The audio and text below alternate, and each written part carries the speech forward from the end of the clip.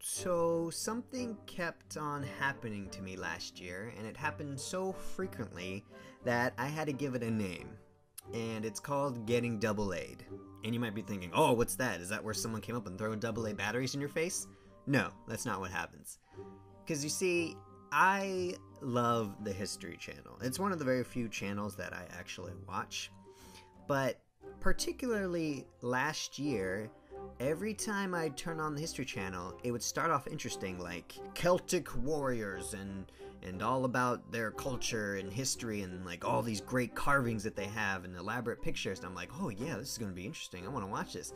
But then just out of the blue, out of nowhere, it'd be like, how did they carve these carvings?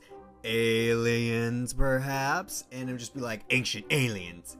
And it would happen for like everything. I swear, I would turn it on and see like different programs. It would be like Romans or the founding of America, and it would just go straight to ancient aliens. It just kept on happening, and it happened so many times that I stopped watching the History Channel. But the point of this is, ancient aliens is a ridiculous idea. Which is fine, because some ridiculous ideas can be true, and some are just ridiculous ideas. The point is, if I was going to try to get other people to believe my ridiculous idea, it would be in my best interest to not look as crazy as possible.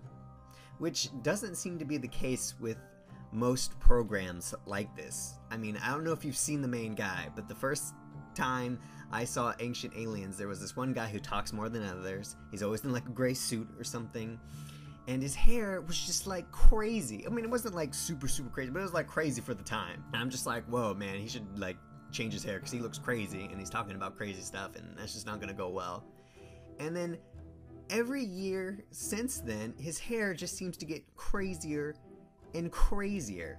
And every year I'm like, oh man, there's no way his hair could get any crazier than this. But every year it just does. And I saw the previews for this year of Ancient Aliens, and his hair is just full on ridiculous. He went full on super insane with his hair. And I'm just saying, that's just not helping your cause.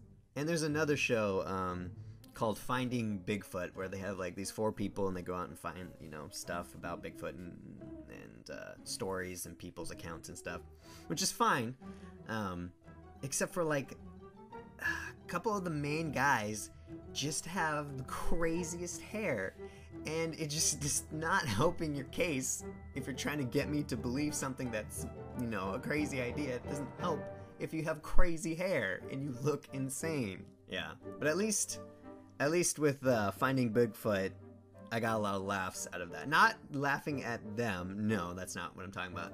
I don't know if you've watched the show, but one of the main guys who's all for like Bigfoot is real and finding it, whenever like someone describes something like their account, like whatever, I saw Bigfoot, you know, walking through the forest or whatever, he was walking in a line or touching sticks or whatever, he's always like, oh man, that's classic Squatch behavior, classic Squatch behavior. He says that for like literally everything. He can be standing there, like a little leaf falls down, he's like, oh, classic Squatch behavior, classic Squatch behavior. So me and my friends adopted the term. Whenever we see something suspicious, we're always quick to say, ah, CSB bro, CSB, classic Squatch behavior. We've also coined the term NSB, new Squatch behavior. But yeah, I guess the whole point to all this is, crazy hair does not help your crazy cause. Fix it. It's easy. You just go get it cut. Or wear a hat. Whatever. I'm just saying, if you're trying to convince people of your ridiculous idea, you should not look crazy while doing it. Yeah. There you go.